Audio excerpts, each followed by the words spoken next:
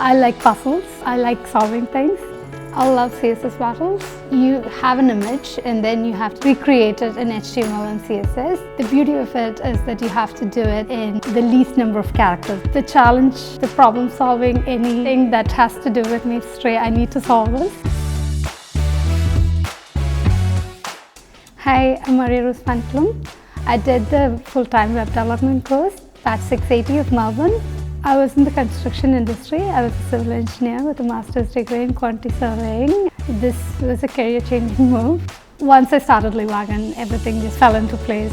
The good thing is no one is left behind.